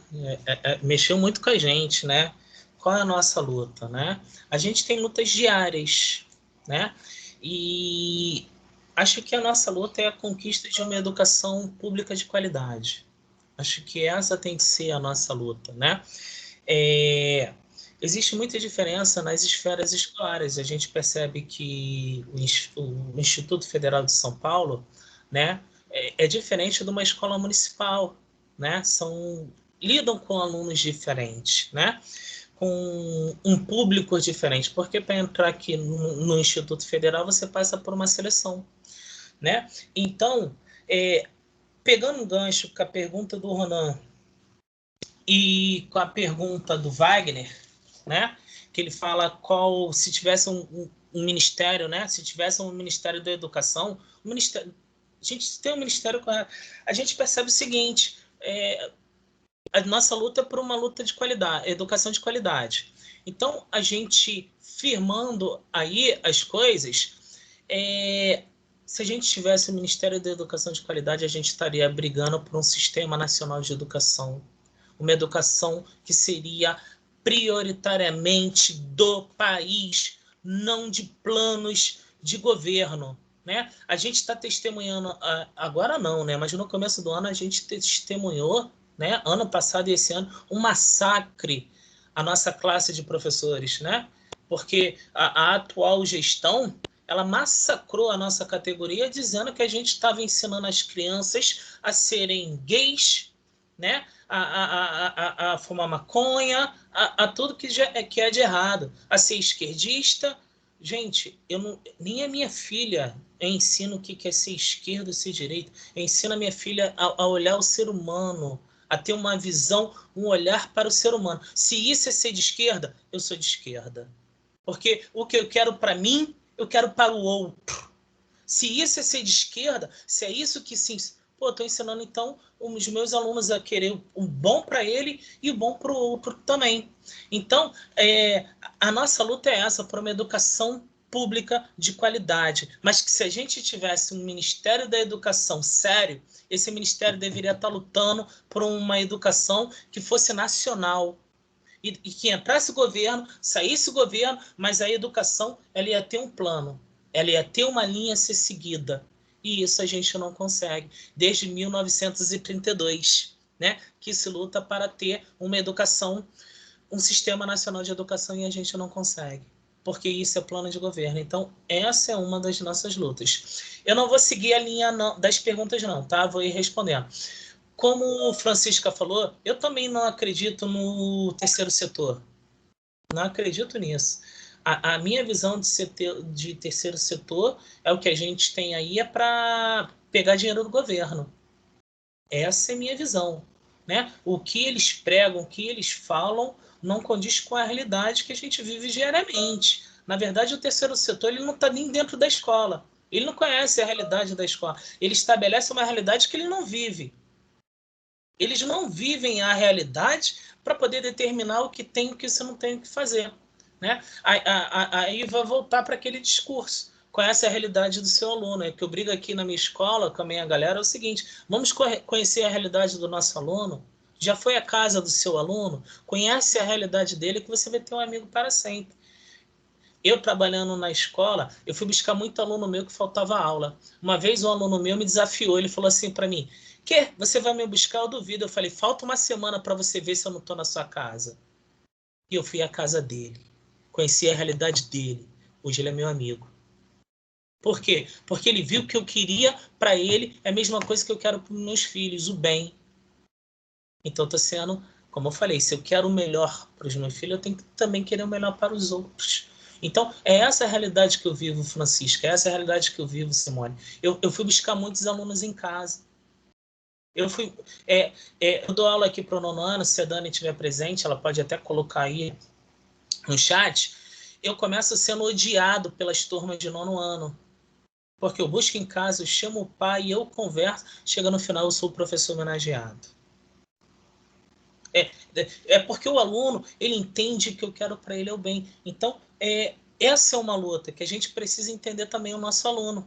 A gente precisa conhecer a realidade do nosso aluno para que a gente possa viver o que ele vive. Falar de fora e culpar a família é muito simples, se a gente nem conhece essa família, né? Eu acho que vocês escutam aí na sala dos professores, a culpada é a família. Mas a pessoa não conhece nem a família do aluno, não conhece o irmão, não conhece o pai, não conhece a mãe, não conhece o tio. E outra coisa também que a gente precisa mudar, a escola tem que chamar os pais para frequentar a escola, não só chamar o pai para dar esporro, para dizer que o aluno errou, que o aluno tem que ser punido. Não, traga o pai para dentro da escola. É o que a gente está procurando fazer aqui, trazer o pai para dentro da escola. Quando eu estava como diretor adjunto, eu ligava para os pais. Seu filho, o que houve? O que ele fez? Nada, eu só estou ligando para te parabenizar que seu filho foi bem, seu filho tem um bom comportamento, ele é legal. Quando você quiser passar aqui, passa aqui. Ele de repente vai chegar mais tarde, porque hoje ele vai almoçar com o diretor. Então, eu acredito, tá, Francisco, numa educação horizontal. Né? Paulo Freire defende muito bem isso. A gente tem que viver uma educação horizontal, onde todo mundo aprende com todo mundo. Né? E eu aprendo também com o meu aluno. Né? E para encerrar e não estender muito, o Paulo Nogueira ele faz um importante destaque, né? O abismo social que nós vivemos. Mas esse abismo, eu só vou contrariar um pouquinho, tá, Paulo? Nós não vivemos esse abismo social que a pandemia nos coloca. Esse abismo social eu já vivo. Eu acabei de mostrar o abismo social que eu vivo, que eu luto todo dia. A pandemia só revelou e agravou tudo aquilo que eu estou acostumado a viver. Eu convivo com a fome, né? Onde meu aluno vai para a escola para fazer a única refeição do seu dia. Eu convivo com a violência, que esse aluno é o tempo todo escutando tiro, é o tempo todo tiro, é o tempo todo essa violência promovida pelo Estado. E eu convivo com a morte, onde o nosso aluno tem que passar por pessoas mortas pelo chão. Então, esse abismo social eu já conheço. Né? A gente vive um momento que se criticava a escola e agora a gente quer que a escola volte. E outra coisa, a escola pública da escola privada, o abismo entre elas sempre existiu. Ele só está... mas ele está se agravando? Pô, gente, se a gente tem um abismo E a gente vai querer medir o abismo se está mais grave ou se está menos grave, se está maior ou se está menor. A gente já tem um abismo. Né? A gente já vive num abismo. É igual falar assim, o Brasil é o 7º país mais desigual do mundo. Mas quem é o primeiro? Pô, pelo amor de Deus. A gente já vive essa desigualdade. E a pandemia esclareceu para todo mundo a desigualdade que a gente vive, tirou muita gente da bolha. Principalmente muitos professores da bolha. Né? Existe uma contestação, uma briga muito grande do professor com o aluno, é o seguinte, guarda o telefone, guarda esse maldito telefone. E agora? A gente precisa do telefone. Né? Ou às vezes o aluno, aqui principalmente, o aluno levava o telefone, às vezes só para ele se sentir incluído na sociedade. O telefone nem funcionava. É o que a gente está percebendo. O telefone não tem acesso à rede social. O telefone não comporta esses programas todos para assistir aula online, aula ao vivo. Então, a pandemia, ela não nos coloca no abismo social. Ela apenas desmascara tudo aquilo que sempre teve explícito. Porque conviver com desigualdade, eu convivo desde quando eu me entendo por gente. Que eu aprendi, que foi com 9 anos de idade. Foi onde eu comecei a trabalhar. Meu primeiro emprego foi com 9 anos de idade. Para ajudar minha mãe e para poder tomar um café. Eu e meu irmão do meio. Tá? É um emprego que eu explico aos meus filhos. Então eu começo a trabalhar com 9 anos de idade. E chego aonde eu cheguei. Por quê? Porque eu sou privilegiado? Não. Porque eu não sou... Não. Porque dentro dos caminhos que eu percorri, eu conheci pessoas que me ajudaram, pessoas que me acolheram, pessoas que me deram uma maneira de alcançar aquilo que eu desejava. Então foi isso. Eu acho que não estendi muito, né? E procurei responder aí todas as perguntas. Gente, olha, a gente poderia seguir aprendendo com vocês dois da noite adentro, mas eu quero agradecer, Marcelo, agradecer, Francisco, essa noite maravilhosa. Gente, tem gente querendo falar. Então, vamos fazer o seguinte, se ficaram perguntas, mandem para mim, por favor. Eu encaminho para o Marcelo, para a Francisca. A gente encontra uma outra oportunidade para uma outra rodada, né, Francisca e Marcelo?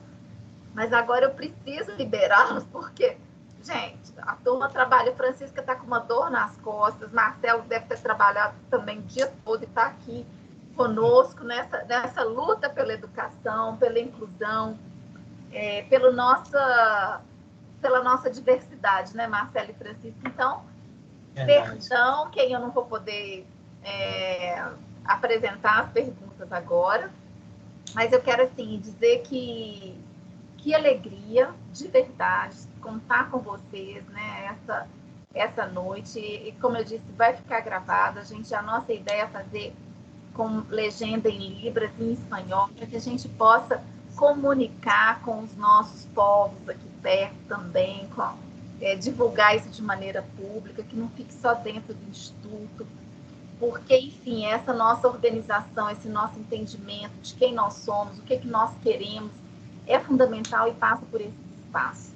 Marcelo e Francisca, quero dizer que o Instituto Federal de São Paulo Jacareí está aberto, portas e corações para vocês, e que a gente possa ter muitíssimas outras oportunidades de ouvir vocês, de conversarmos, de estarmos juntos. E depois da pandemia, né, Marcelo e Francisca, para um abraço, assim, fraternal, igual a gente gosta, igual o brasileiro está acostumado e que nos faz tão felizes. Gente, muito obrigada. Agradeço todos os professores, alunos. Adriana, volta, o pessoal está pedindo aqui. Volta para a gente transformar isso tudo. Mas a gente vai transformando cada um no seu lugar. Vamos nos transformando para transformar o que está em nossa volta, enfim, tudo que precisa. Gente, um grande abraço. Obrigada, Francisca. Você quer despedir, Francisca? Despedir, Marcelo? Um minutinho para cada um, para uma despedida. E muitíssimo obrigada, de verdade. Se todo mundo puder abrir as câmeras, para a gente dar uma salva de palmas para o Marcelo e para a Francisca, né? Acho que super merece. Bora lá, gente, ó. palmas, gente. Muito, muito, muito obrigada, viu? Obrigada, Marcelo. Muito obrigada, Instituto Federal, na pessoa da professora Simone, os professores presentes, estudantes. Foram 2 horas, quase 2 horas, muito interessantes. Aprendi muito. Adorei a energia do Marcelo, viu, Marcelo? A gente precisa realmente ter, não é próximo, mas a gente acaba se contagiando com o ânimo, com a luta, enfim, com a energia. Você foi encantador essa noite. Muito obrigada, viu, por compartilhar esse debate, os professores também, com as questões, e especialmente a professora Simone, que nos fez o convite. Muito obrigada, gente. Eu que agradeço.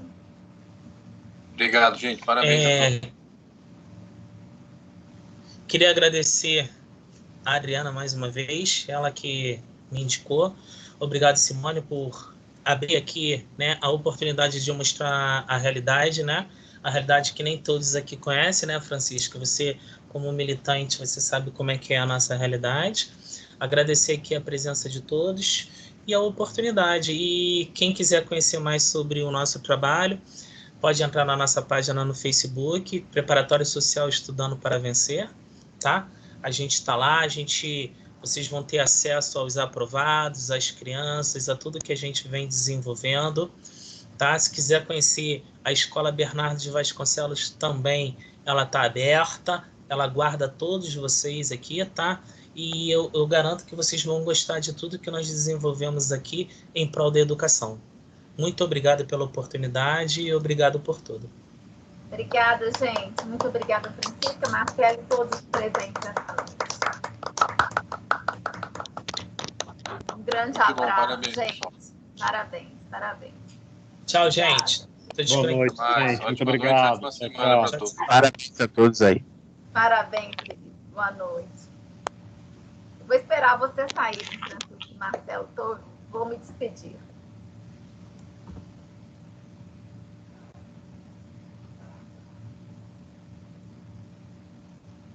Obrigada, Adriana.